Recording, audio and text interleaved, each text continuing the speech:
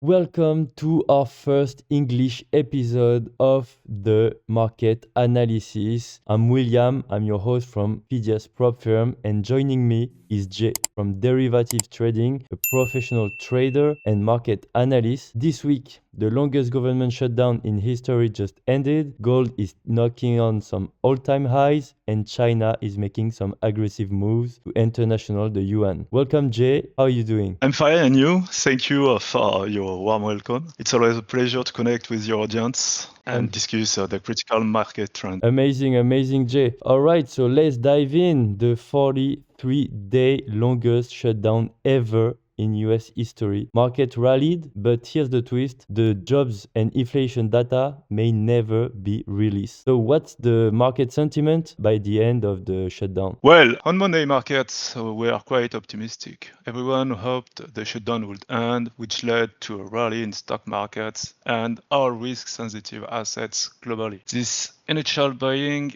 I should add, came largely from systematic funds like volatility control funds, which came back as market volatility eased. But this momentum started to slow down by Wednesday. Then, yesterday, Thursday, something shifted. After the shutdown officially ended, US stocks actually saw a significant drop. The S&P declined, and large tech stocks faced a big sell-off yesterday. This was because that initial optimism was likely already backed into prices. Expectation for December Fed rate cut fell sharply. This was largely due to the announcement that the October job report would be released without the unemployment rate, as Fed told us that yesterday.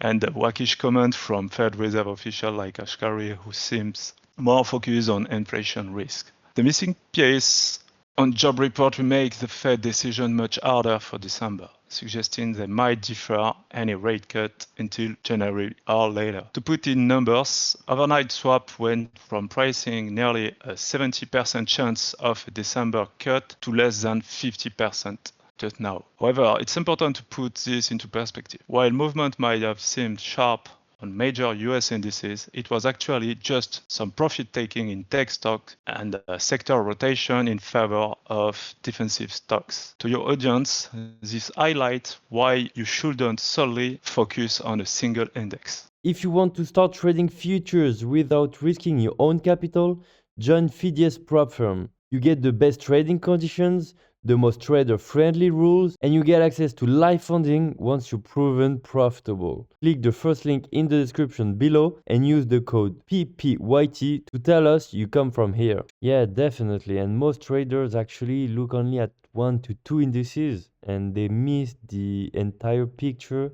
They miss the full story by not looking at the stocks that compose the indices, which is super important. All right, let's now move to gold, which, as you predicted last week, started the week with the rally back again. But by the end of this week, we are seeing some trouble in the water. What's going on with gold? Gold is interesting this week. Showed a very strong rally earlier in the week. As discussed last week, the main factor were growing fears of US economic slowdown and belief that the Fed Reserve would cut interest rates soon. It also got a boost from central bank purchases, mainly in China and Asian central banks, and ETF inflow from last week's and this week's. However, that Thursday repricing about less likely Fed rate cut for December could certainly cool gold momentum. This change might create some negative pressure despite its strong start this week. So, as you said, the biggest buyer of gold is probably China.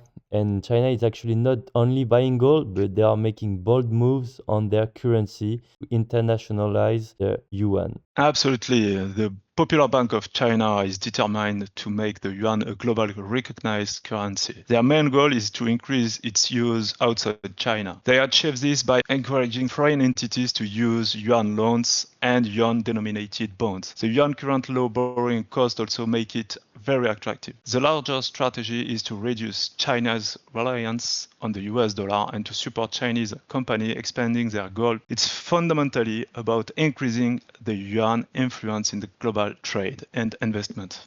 All right, so interesting news. And what can we expect as an impact on the markets? For now, nothing. China wants to increase the yuan influence in global trade, but maybe in the future we can see the yuan as a USD challenger, a serious challenger. But for now, we don't have to be afraid by this move. But in the future, and I guess the US administration is currently looking at that, and in the future we will have some question about that. But for now, nothing. Okay, interesting. So we are noticing this build-up of tensions between the US and China. Yeah, we'll have to keep an eye on this. All right, let's now move from currency wars to commodity wars. Oil is having his own identity crisis, still in his range for the past few weeks. All right, so what's going on with the oil market and the geopolitical tension? Yeah. Oil price indeed saw quite a bit fluctuation. On Monday, oil prices initially rose, fueled by hopes that supply restrictions would end. But this optimism quickly faded. Then by Tuesday, price dropped significantly. This was due to the clear indication of a growing global surplus amplified by increased production from OPEC member and other regions. The expectations show that this oversupply will persist. This means ongoing pressure on price, which could help lower overall inflation. However, the oil market remained volatile because of geopolitical tension and recent attack on Russian infrastructure. Despite mounting fears of a surplus due to OPEC ramping up production and high global inventories, geopolitical risks and potential supply disruption continue to support oil prices. Oil traders need also to keep an eye on growing tensions about Venezuela. Indeed. So what's happening in Venezuela for our English audience? Spoke about it for a few weeks now, but I think we can make a good reminder of what's going on between the US and Venezuela. Actually, US government is telling us that they are starting a war on drugs in South America and mainly in Venezuela. However, Venezuelan authorities are telling us that maybe a regime change is starting to take place, and they are afraid about a kind of putsch they could see in the coming future. So we must keep an eye on it. Yeah. If we see a regime change happening in Venezuela, this might have a huge impact on the oil market as the Venezuelan reserves are the largest in the world. Yes, absolutely. The Venezuelan reserves are big, the biggest in the world. And indeed, if US major start to drill in Venezuela in the future, maybe they can flood the market. Yes, and obviously we'll update you guys when the situation progresses. Alright, I think we covered most of what happened this week. Let's now move to the coming week. What's expected and what traders need to keep an eye on to prepare the week. Okay, given the return of volatility, as we mentioned just before, and ongoing concern about the next rate cut, everyone needs to be cautious for next week. Technically, two big events are the VIX expiration and the monthly OPEX option expiration. As we approach these events, market options become more and more sensitive, which can really amplify moves. Something to note is that S&P, Nasdaq, and other indices have shifted back toward negative gamma yesterday,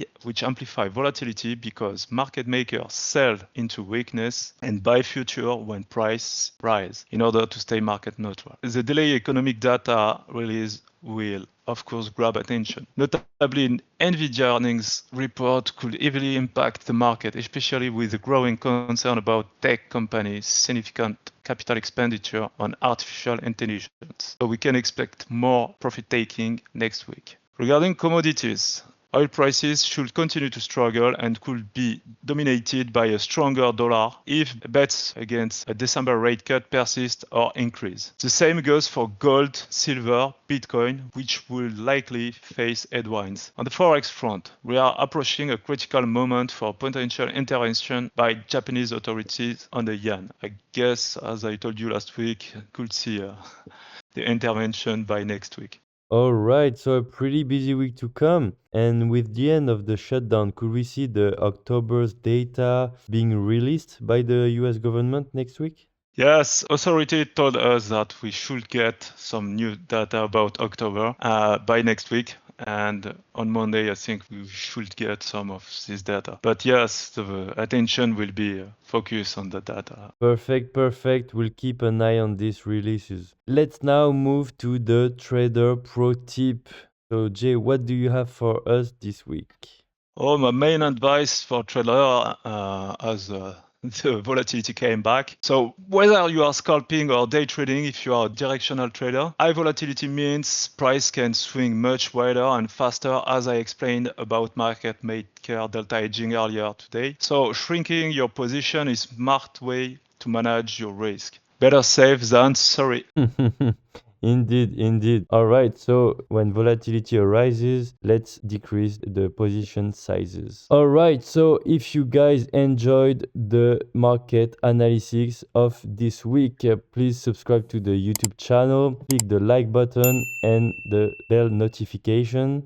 As always, if you want to participate in the market without risking your capital, join us at phidiaspropfirm.com using the code PPYT to tell us you come from here. All right, Jay, so I leave you with the last word as always. It was a real pleasure. Thank you very much. Always happy to contribute. And if your audience needs to know more and have questions about volatility mainly, don't hesitate to join us. Thank you very much. All right, all the links for Jay are in the description below. For next week, we won't have the weekly analysis because we have some exciting news coming at Phidias, but we'll see you the week after on Sunday as we will move forward in English. Have a great trading week and we'll see you guys later. Bye.